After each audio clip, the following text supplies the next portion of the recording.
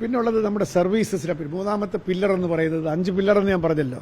Safety, sanitation, then services.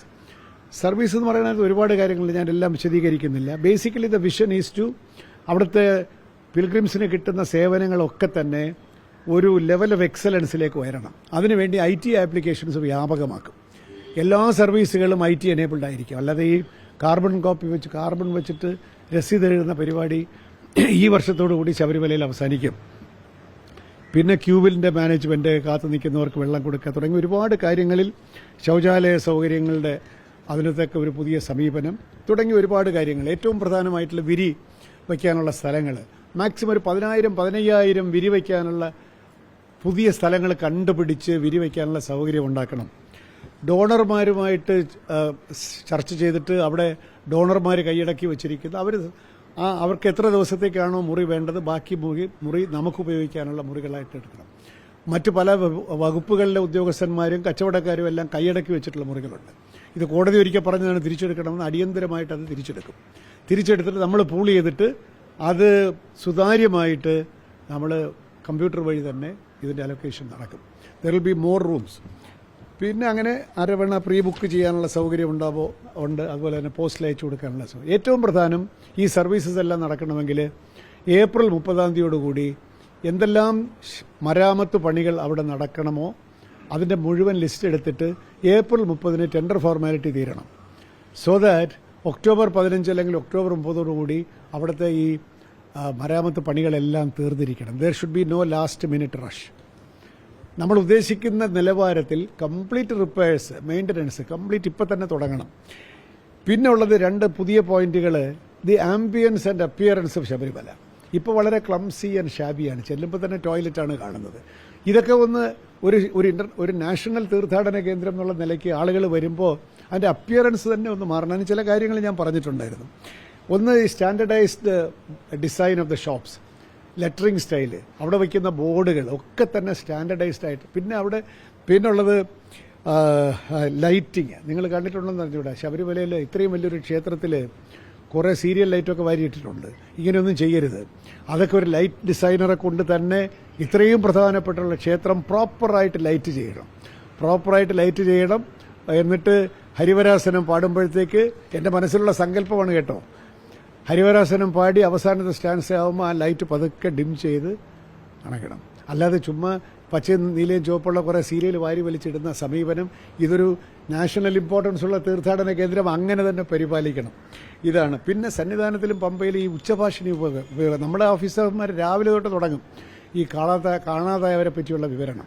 അത് മണിക്കൂറിലൊരിക്കലോ അരമണിക്കൂറിലൊരിക്കലോ നടത്തിയാൽ മതി. അത് എല്ലാ ഭാഷയിലും നടത്തണം. കന്നഡയും തെലുങ്കും തമിഴും മലയാളവും ഹിന്ദിയിലും വേണമെങ്കിൽ ഇംഗ്ലീഷിലും നടത്താനുള്ള ഏർപ്പാടുകൾ ഉണ്ടാവണം. പ്രൊഫഷണലായിട്ടുള്ള അനൗൺസേഴ്സിനെ കൊണ്ടുവരണം.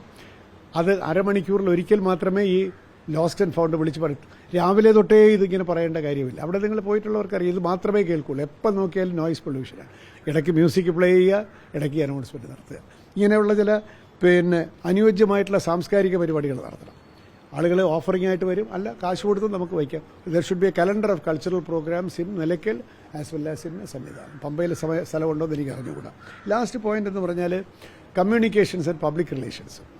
ഒന്ന്, നമുക്ക് കിട്ടുന്ന എല്ലാ ഇമെയിലിനും മറുപടി കൊടുക്കണം. അതിന് പ്രത്യേക ടീമിനെ നമ്മൾ രൂപീകരിക്കും. എന്ത് ഇമെയിൽ വന്നാലും അതിന് മറുപടി കൊടുക്കണം. അല്ലാതെയുള്ള കത്തിന് മറുപടി കൊടുക്കേണ്ടത് തന്നെ. മറ്റൊന്ന്, ഈ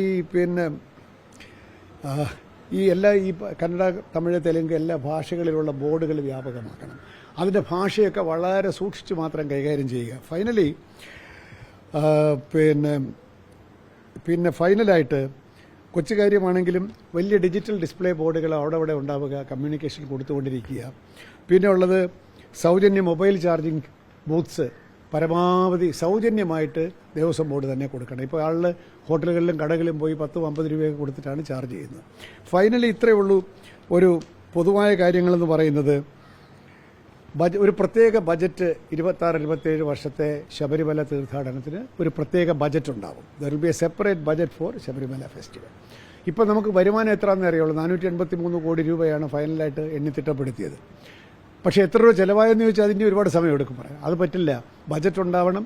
ഒരു ചാർട്ടേഡ് അക്കൗണ്ടിന് പ്രത്യേകമായിട്ട് ഈ അക്കൗണ്ട് ഓഡിറ്റ് ചെയ്യാനായിട്ട് വയ്ക്കും. വിത്ത് ടാലി സോഫ്റ്റ്വെയറോ എന്ത് സോഫ്റ്റ്വെയർ ആണെങ്കിലും ഉപയോഗിച്ച് മകരവിളക്ക് തീർന്ന് 10 ദിവസത്തിനകം പിന്നെ ഇത്ര രൂപയാണ് വരവ്, ഇത്ര രൂപയാണ് ചെലവ് എന്ന് നിങ്ങളോട് പറയാൻ നമുക്ക് ബാധ്യതയുണ്ട്. അത് ചെയ്യും.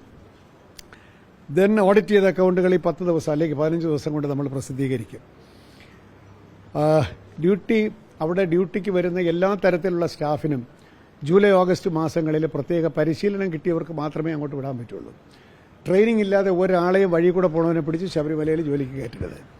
ഈ നമ്മുടെ ഒരു വിഷൻ അവന് മനസ്സിലാക്കി കൊടുക്കുന്ന വളരെ ക്ലിയർ ആയിട്ടുള്ളൊരു പരിശീലന പരിപാടിക്ക് ശേഷം മാത്രമേ പെർമനന്റ് സ്റ്റാഫും നോൺ പെർമനന്റ് സ്റ്റാഫും ശബരിമലയിൽ പ്രവർത്തനത്തിന് എത്താൻ പാടുള്ളൂ.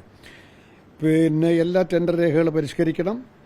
ദിവസവേതന തൊഴിലാളികളാണ് അവിടെ വന്നിട്ട് ഇപ്പോൾ പലതിലും ഇടപെട്ടവരുണ്ട്. ബാങ്കിൽ ഒരുപാട് കാശ് ഇവിടെ വീടുകളിലേക്ക് അയക്കുന്നുണ്ട്, അനധികൃതമായി പണം ഉണ്ടാക്കുന്നുണ്ട്. ഇത്രയും ദിവസവേതന ജോലിക്കാർ വേണമോ എന്നുള്ള കാര്യത്തിൽ കൃത്യമായ പുനഃപരിശോധന ആവശ്യമാണ്. By better mechanisation.